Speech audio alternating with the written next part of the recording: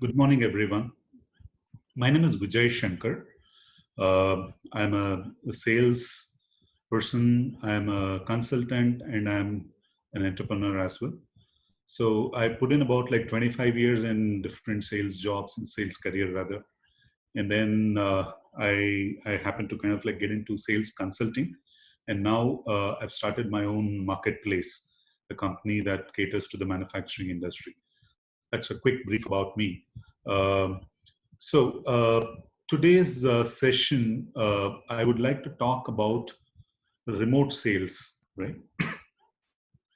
So ideally, like if you look at it, like again, like this is an idea where we kind of equip ourselves while we kind of go through the current situation, right?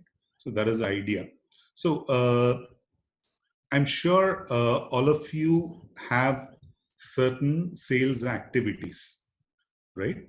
So typically, like I'm assuming, like since I don't know a lot in detail about individual profiles and your companies, I'm just kind of giving a general understanding here. So I understand you all might have sales activities as a part of your company where you reach out to your prospects and like you convert them to customers, and you might have sales teams, you might have processes in place, right? Or if you're an individual, like you still might be selling yourself, selling your services or products. So I'm just trying to kind of like narrate or summarize the different sales activities that any organization will go through, right from prospecting to relationship building to solutioning, value proposition, negotiation, and closure, right? So this is like a broad set of activities that any company would go through. And ideally, if you look at it, like most companies do this entire sales activities through physical touch, right? They meet their prospects and they kind of like go through all these processes, right? But given the current situation, right, where we are talking about a pandemic situation across the world today, where people are limited to their homes, but still business can't stop, right? All of us are striving to ensure that the business continuity is in place. So with the restriction on we not being able to meet our prospects, right, physically, how do we actually still go about continuing our business, continuing to sell, right? So that's the reason we are talking today. That is adoption of remote sales, right?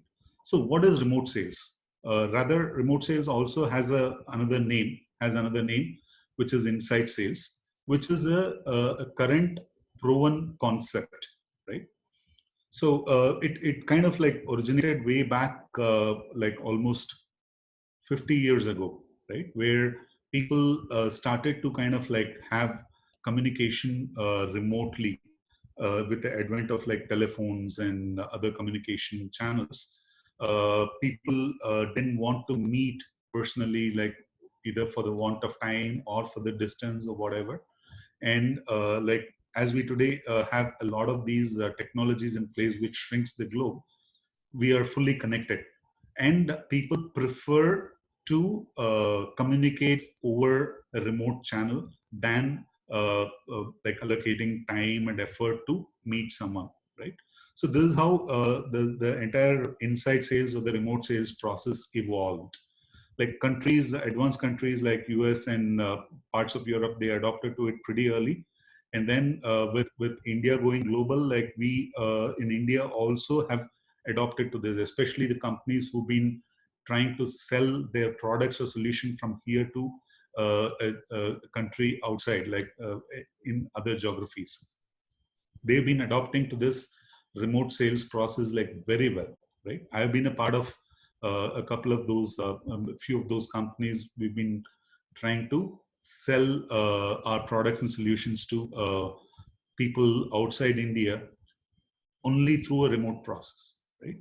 So the advantages that we are talking about here are like economies of scale, right? And then the time to reach out, and then the process efficiencies, right? These are the three distinct advantages that a remote sales process entails. So economies of scale in the sense, like if you have one person on the field, he can meet at the most like 5-6 people in a day, or in the best case like about 10 people in a day, whereas a person on the phone can actually reach out to 100 people in a day, ideally, right? So that is the scale that we talk about in terms of an advantage. And the other advantages are like you're utilizing your time and efforts in a very, very effective manner, right? And third, obviously, being like you are able to kind of like get into a lot of nuances, and it actually helps talking to someone in a remote fashion, because you are able to prepare, and you are able to have certain contingencies in place, which increases the efficiency of the entire the transaction or the communication, right? So I'll quickly get into uh, how do we actually go about like doing this remote sales, what it takes, right? So for this, what I've done is I've broken the sales stages, right? It starts with prospecting and it ends in a closure, and there are multiple stages in a sales activity or a sales process. So I've broken down those stages into a sets of different uh, chunks which need a particular type of approach for remote sales, right? So the first one being your prospecting, your lead generation, and opportunity identification, right? So up to opportunity identification, I would classify this as like where you are able to find your target market, where you're able to reach out to them, communicate with them, identify a potential, and thereby identify a finite opportunity that you can sell to, right? So until this stage, what it takes to do it remotely, that's what we are going to discuss now. So this entire phase, what it entails is it needs a lot of effective communication, right? So ideally, like if you are able to relate to what you're doing currently, be it prospecting or be it generating leads or be it generating opportunities, if you're able to relate to that, some part of it is done over phone, and some part of it is done over physical meetings. When you do it like on phone or rather a physical meeting, there are a lot of leeways that you enjoy in terms of like being proximus, being in direct connect, and being able to kind of like convey what you want to in a very effective manner. But in the absence of that, you need to structure a lot of things in a better way, right?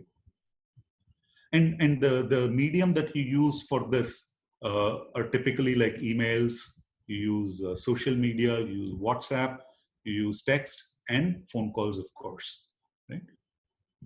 So when we are talking about communicating, right, over these different mediums, like we'll keep the phone calls aside for a minute. When we try to communicate with prospects, like trying to reach out to them, create awareness, and talk about like your product or service, right? Your content or the communication has to be highly professional and highly targeted, right? It has to be like relevant, has to be applicable to your prospect, and it has to be like in a very, very professional manner. When I say professional, it's about like how, in what sequence and in what intervals do you communicate with them, right? You can't keep bombarding them with emails every day, or you can't keep like sending 10 different WhatsApp messages, right? So we need to figure out like how less intrusively we can be more efficient in terms of reaching and communicating with them, right? And also all our communication should be like crisp and precise, right, to the point, like not mincing a lot of words. So today we are talking about like reaching out to people who, again, who are business stakeholders, but they're not in their business premises, like they're outside their business environment, they're at home probably, or in most likelihood they're at home, One, they are not used to that, like working in, like you and me, they're not very comfortable working from home. Most of us are not. So in that case, what happens is we need to give them that uh, like kind of comfort in terms of like when we communicate, right? So that comfort comes through like being crisp and precise. If we send a very long email or like a huge text, right, it becomes a little difficult for people to like comprehend and like so the more crisp you are, more applicable it is to the prospects. And we'll make it like very targeted and personalized, right? So instead of sending like a general email like addressing anyone and everyone and saying like, okay, this is what it is, this is what it is, if we are able to like invest our time and like make it a little more personal, drawing some reference of his company or his pain points or his current industrial or the domain that he is into, right? So if we are able to personalize our content or communication, it becomes all the more applicable, and it's easier for them to relate to, right? And in terms of like the content, it also should be engaging and it should be active, right? So we can have a series of like messaging, right, where like we are able to relate exactly to what his requirements are and engage him positively through the content that we send out, right?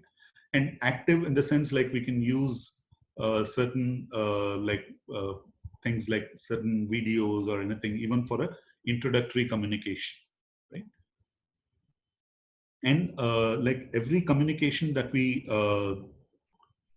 send out during this prospecting or lead generation or opportunity identification stage should have like clear next steps and a call for action, right?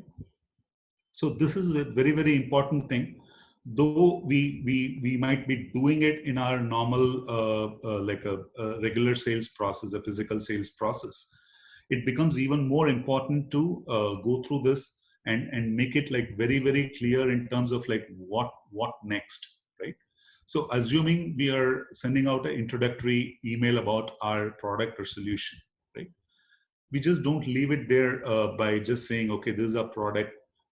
We just go to the next level and say like, okay, do you like this product? If you like this, if you like what you read, then can we get on a phone call? That's a positive next step. Or if relating to what your service, what your product is, you call out a specific next step or a call for action before you end that communication, right? So these are the different things that increases the efficiency of our communication, especially in this given situation. Okay. So you can save your questions, you can note down your questions and save it for the last 20 minutes of this session. Yeah, everybody can just quickly, if you want to save your questions, you can. Otherwise, you can also put them in chat, and we will, address them in another 5 minutes time. So, Vijay, 15 minutes are up, just for your information. Okay. Okay. And then the second set of stages are like when you're progressing the deal and when you're moving towards closure. This is a complete deal progression stage. It needs a very, very robust engagement, the way you're able to present. And you do this through video calls, contents, and like passive videos and all that. Should be realistic. Like you can't avoid to miss any minor details. Like any relevant and important details should be included, should not be missed. And you should, again, like the engagement is going to be like the key, right? You can use the product videos. You can also have your product experts, your backend people, talk about any particular feature, make a video of it and like share that, right? And also like you bring in an experience where you are presenting things as though you're present across the table, right? And the advantage of like a remote sales process is like, since you're communicating, you can also have like things handy, like all the supporting documents, collaterals, your cheat sheets. You can have it at your side, and if required, you can refer to that. this might not be possible in a physical meeting situation. Again, like clear next steps, call to action, very, very important. And in the last stage and the most difficult stage to kind of like when you morph into a remote sales process is the closure, the negotiation and closure. So here we need to bring in a lot of personal kind of a personal touch into the entire conversation and the communication that we send. And we need to create like an ambience or a experience that makes it as close to like you're sitting across the table and closing a deal, right? So here, all your documentation, your presentation should be like crisp and clear in terms of like how he might be looking at, and you need to validate if he accepts it or not, right? And then you need to give time for them to discuss it with their team. You need to have others involved in the conversation as well from their team. You need to know who your competition is and keep that element into mind and build some ammunition to counter your competition. And then like have very clear deadlines, right? This is the important phase. So when you're trying to kind of like drive towards closure, you need to have certain deadlines, right? It becomes all the more important in a remote sales process as to you need to give certain pressing points in terms of why should he buy now, and then look at like how do we impart a deadline onto this entire transaction. And again, near clear next steps and call to actions. So a quick few things on like how to morph, like how to adopt to this remote sales process, right? So assuming like in this situation, people are at home, you're trying to reach them out. The conversation starter itself could be the situation itself, right?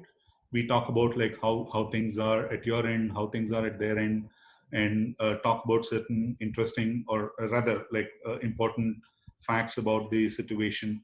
So this itself makes it more comfortable for you to strike the conversation and build that rapport, initial rapport. And if you can spare some time and like identify, say for a particular domain, customer domain of your prospects, you can relate to as to how your product or service is applicable and important for them at this point of time. If you're able to infer that and use it, then it becomes all the more easier. And this is a good time to build relationships. Like he is at his comfort zone, he is at his home, and you're talking about like some common subject, the situation, and you can even go to the extent of like inquiring about his family, their safety and all that. That way the relationship gets forged even better at this point of time. And obviously, like when you're striking a conversation with an unknown person, a cold call kind of a scenario, you should always be checking if he is wanting to talk to you now, take his permission, and then go on. And obviously, like the situation demands isolation, but business goes on. You're working, and you assume, and you kind of like convey that like he'll also have to run his business, so we'll have to move on and like. So two quick other points. Sorry, I kind of like ran out of time and I'm rushing through this. So the most important two things about morphing into like a remote sales approach is that like, say when you're sitting across the table or when you're talking to someone in person, you're able to get a lot of signs through the body language of that person, right from whether he is being attentive on to the conversation, or whether he is accepting, or he is like not interested. Everything you can see from his body language or from his facial expressions. That is going to be missing when you're doing a remote sales process, unless you do a video call, and even there things are a little restricted. So the tonality of the person that you're talking to and the tonality of his written communication will have to be inferred and interpreted in a larger perspective to understand his interest levels or his notions, and like then react or like do your next steps accordingly. This is very important. And also keep validating, right? As I said, like when you're doing a demo of your product across the table, right? The moment he nods his head or the moment he smiles, you know, like you've got his attention, right? But over a remote process, you don't get to see that, right? So how do you actually get that sign from him, right? So keep validating. So the moment you've demonstrated a particular feature to him, ask him, how do you like this feature? Do you think it might actually solve this problem for you, right? So these kind of validations at multiple times during your conversation, your communication, both written and verbal, it will give you that right signals from him, right?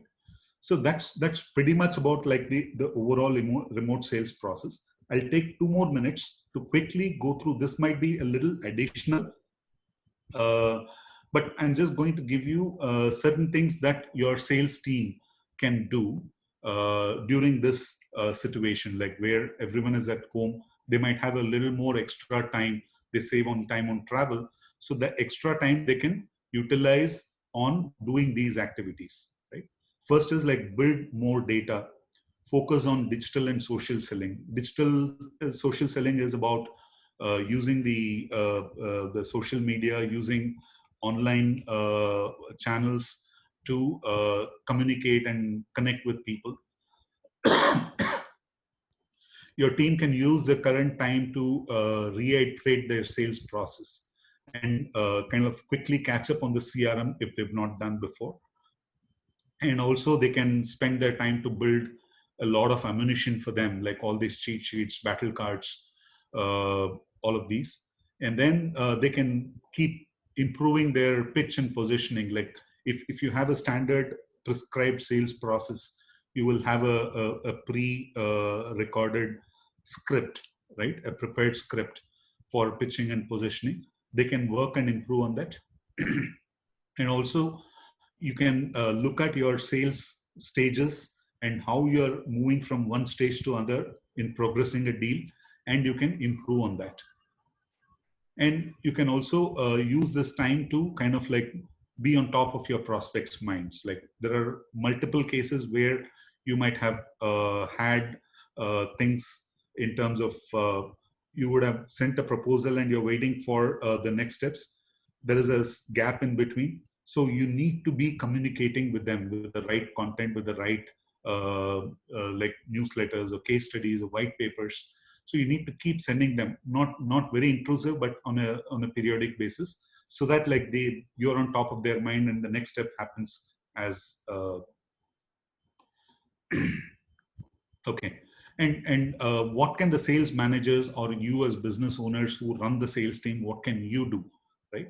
So you have to conduct daily reviews. If you're not, you should conduct daily reviews. Have a video call or a conference call with all your sales team. The idea is to kind of like at this point of time, since they're all scattered and like they're not in their work environment, they need to be motivated to kind of like deliver continuously. But please remember not to push them at this point of time. Don't hit them hard on numbers, uh, but keep motivating them. And even celebrate smaller wins. Somebody has got like the lowest of the deal, celebrate that as well, right? This becomes a very, very key motivating factor for the entire team. And instill creativity and like let the team come up with a lot of initiatives, encourage them to do that. And you can use this time to do a lot of sales training for the team and also product training. And you can also look at the entire sales process, the communication, the scripts, the cheat sheets, the battle cards, and you can see how you can improve it, right? So that's pretty much about like what I had in mind for the session today. So quickly, like we saw what was remote sales. We discussed about that and what it takes, like in the different stages of sales, what it takes to do a remote sales more effectively, how to morph and how to make best use of your time right now. So that's pretty much it.